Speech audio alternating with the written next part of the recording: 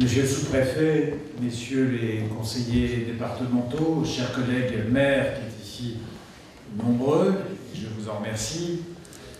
messieurs les présidents d'associations patriotiques, chers soldats américains qui nous honorez de votre présence, et chers amis. Il est des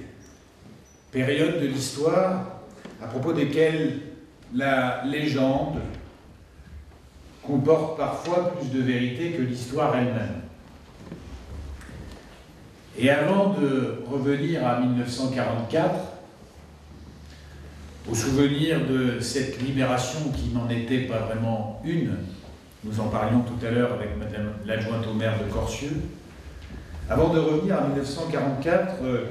je voudrais, à cet égard, et sur ce rapport entre la légende et l'histoire, que nous fassions ensemble un voyage en pensée vers une époque beaucoup plus lointaine.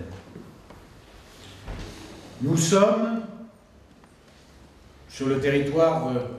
de la Chine actuelle, et nous sommes ensemble, si vous acceptez ce voyage avec moi, en 1228, en juillet 1228. Un empereur,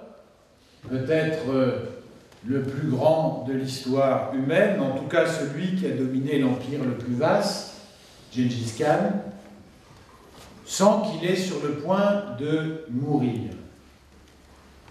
Il fait le siège d'une ville qui aujourd'hui porte en Chine le nom de Ningxia. Il sait qu'il va emporter la victoire. Il sait que cette ville va se rendre, car toutes les connexions qu'elle peut avoir avec son arrière-pays, avec les lieux où on peut l'approvisionner, sont coupées définitivement par son armée. Et pourtant, sentant qu'il est malade et qu'il va peut-être mourir, il veut être certain de remporter une victoire définitive sur cette ville.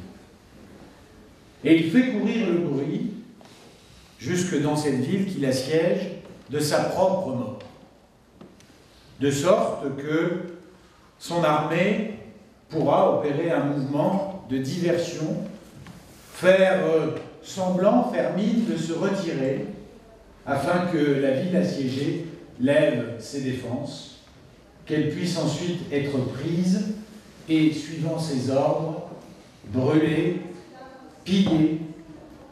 et ses habitants tous passés par les armes. Cette légende qui a longtemps été racontée en Chine et sur le territoire de l'actuelle Mongolie, cette légende d'un empereur dont le dernier plaisir aurait été de faire souffrir et d'anéantir définitivement une ville dont il était certain de la prise, cette légende, nous le savons aujourd'hui, n'est pas fondée sur des éléments historiques exacts, puisque Gengis Khan est vraisemblablement mort à 200 km au sud du lieu que nous venons d'évoquer, et que la ville a vraisemblablement été prise après sa mort. Mais il y a dans cette légende un fond de vérité morale. Il y a dans cette légende quelque chose qui fait écho à ce que notre ville a connu en 1944, c'est-à-dire l'interrogation de chaque homme et de chaque femme face au mal, à la volonté systématique d'anéantir, et je dirais même à la volonté désespérée d'anéantir, car personne dans le commandement allemand ne pensait sérieusement en novembre 1944 que la victoire pouvait encore être remportée. Et pourtant, la stratégie qui a été choisie, ou plutôt la tactique, mon colonel, ce fut la terre brûlée. Non pas la terre déserte. Une autre stratégie, moins radicale, qui avait été appliquée en France pendant la guerre de 100 ans par le roi Charles V pour tenir en échec les troupes du roi d'Angleterre, Édouard III. Non pas la technique de la terre déserte qui consiste à vider un territoire de toutes ses provisions et de tous ses habitants et à concentrer dans quelques lieux très bien défendus l'ensemble de la population et l'ensemble des vivres. Mais la technique de la terre brûlée, celle qui consiste à anéantir systématiquement une ville et à en passer par les armes une partie ou l'ensemble de la population. Ici, ce fut, peut-on dire heureusement, une partie. Je dis peut-on dire heureusement, car tant de familles vosgiennes et déodaciennes ont été endeuillées par les crimes nazis qu'il serait beaucoup trop long ici et il ne suffirait pas de 3 ou 4 heures pour en réciter les noms. Nous avons d'ailleurs derrière vous, sur ce tableau de Robert Georges, quelques-unes de ces victimes qui valent et dont le témoignage et la représentation vaut pour toutes les autres, certaines étant issues, nous le savons, et les rues de notre ville en font l'écho, de la même famille, que ce soit les 4 frères Moujotte ou Georges et Marcel Folmar. Cette volonté d'anéantir, de rayer de la carte une cité, bien sûr pour freiner l'avancée des troupes ennemies, les troupes alliées, américaines, britanniques et françaises, qui libéraient la France, mais aussi pour blesser durablement, pour humilier, peut-être même pour vouer à l'oubli une cité. Nous en trouvons, je l'ai dit, bien des exemples dans l'histoire du monde. Et ce qui s'est accompli ici à Saint-Dié-des-Vosges, qui est sans exemple sur notre territoire national, hormis des échos douloureux dans des villes voisines, à Saulcy-sur-Meurthe, à Saint-Léonard, à Anould, à Gerbépal, à Gérardmer, à Corcieux, à la Bresse, communes qui partagent ensemble un patrimoine de douleur, eh bien ce qui s'est accompli ici, à Saint-Dié-des-Vosges comme dans ces communes, et qui n'a pas d'autre exemple en France, fait écho à ces scènes qu'on nous raconte et qui relèvent de la plus haute antiquité, à la destruction de Troie, paraît-il en moins 1184, ou à la destruction de Carthage au IIe siècle avant Jésus-Christ. Cette volonté d'anéantir, d'humilier, de détruire, de blesser dans la chair et dans les murs une ville et un territoire tout entier, cela nous pose, je le disais, la question du secret du mal. Vous me direz, c'est une question qui est plus morale que politique. Mais que vaut l'action publique quand elle n'est pas soutenue par une certaine morale? Posons-nous la question. Et s'interroger sur ce secret du mal, c'est au fond, pour chacun de nous, dans nos consciences, être vigilant. C'est à cette vigilance que nous appelle le sacrifice de ceux qui ont donné leur vie pendant la Seconde Guerre mondiale au service d'une certaine idée de la liberté, de l'égalité et de la fraternité. Une vigilance que les résistants avaient au cœur, une vigilance que les soldats alliés avaient au cœur, une vigilance que nous devons cultiver en nous-mêmes face à certaines des facilités qui se présentent à nous. Parce que le mal en nous-mêmes commence par de toutes petites décisions, par de petits accommodements, par un glissement subtil sur la voie de la facilité et du rejet de l'autre, de l'égoïsme et de ce mouvement qui nous pousse à nous conforter avec nos propres idées. Oui, avouons-le, chacun de nous, dans sa vie quotidienne, et parfois même au moment où il glisse un bulletin dans l'urne, chacun de nous est animé parfois par des passions qui ne sont pas nécessairement élevées.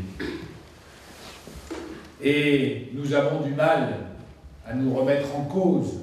Nous avons du mal à jeter sur ce mouvement qui nous pousse à crier sur notre voisin,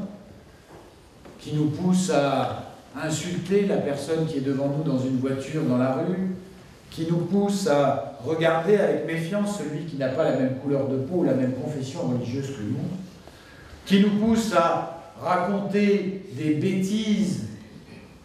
criminelles sur telle ou telle population, qui nous pousse à propager des inexactitudes sur ceux qui, venus de terre en guerre, se réfugient sur notre territoire, comme ici à Saint-Dié-des-Vosges, ces 35 Soudanais du sud, du Darfour, ou ces Afghans, à qui la solidarité nationale consent un effort minime et bien moins important que ceux qui se racontent ici et là. Cette propension qui nous pousse à exagérer,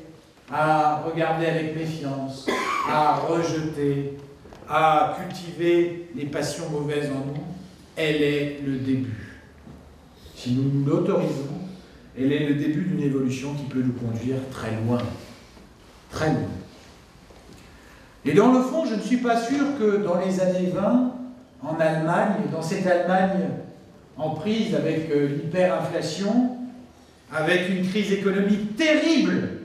terrible, après la crise de 1929, avec des millions de chômeurs en Allemagne, avec la dévaluation de la monnaie, je ne suis pas sûr que les sentiments qu'on retrouvait dans la population ouvrière d'Allemagne, par exemple, en 1930 ou en 1931, étaient forcément plus mauvais que ceux que nous trouverions dans le cœur de certains de nos concitoyens. Bien sûr, il ne s'agit pas de dire que l'histoire se répète, mesdames et messieurs et chers amis, car elle ne se répète jamais à l'identique. Les choses sont toujours différentes, elles prennent des visages différents, auxquels il faut nous tenir prêts. Mais enfin, souvenons-nous à l'heure où nous honorons nos héros français de la résistance intérieure ou extérieure, nos héros américains, nos héros britanniques, qui ont libéré ce territoire avec une pensée pour les autres alliés, notamment les armées qui combattaient sur le front de l'Est. Eh bien, souvenons-nous à cette heure que le mal a peut-être commencé par ces pensées faciles, sournoises et si confortables qui se présentent à nous chaque jour et en chacun de nous, dans la personne qui vous parle comme dans d'autres personnes et comme dans l'ensemble des personnes ici présentes. Ce qui fait la force d'un homme ou d'une femme dans des périodes de crise, ça n'est pas d'être parfait, d'être un seul bloc, personne ne l'est. Et pas même ces héros dont nous parlons aujourd'hui. C'est un arbitrage intime que ces héros ont fait en eux-mêmes, entre ces pensées mauvaises et cette pente de la facilité, et d'un autre côté, l'esprit de générosité, l'idée qu'il y avait des valeurs pour lesquelles on avait le devoir de se battre et peut-être de mourir, l'idée que la raison devait être placée dans les raisonnements qu'on tient et dans le mouvement qui vous anime, au-delà de toute chose et au-delà des passions mauvaises, que la vérité n'était pas forcément dans le cœur d'un seul homme, mais qu'elle se trouvait plutôt dans le cœur de plusieurs. Voilà, c'est cet arbitrage qui intime dans le cœur des résistants, dans le cœur des armées alliées, qui a permis que nous en soyons où nous sommes aujourd'hui, c'est-à-dire dans un pays libre. Et c'est cet arbitrage que chacun de nous doit faire dans le secret de sa conscience, à des heures où nous voyons des peuples parfois alliés céder à la pente de la facilité et des passions mauvaises. Mesdames et messieurs, c'est avec gravité donc que nous nous séparerons aujourd'hui, et je l'espère avec l'espoir, l'an prochain, quand nous nous retrouverons, d'avoir un peu fait progresser le monde, d'avoir résisté avec peut-être plus de vaillance à la pente des passions mauvaises dans les décisions que nous prenons chaque jour et dans le regard que nous portons sur notre prochain. Je vous remercie.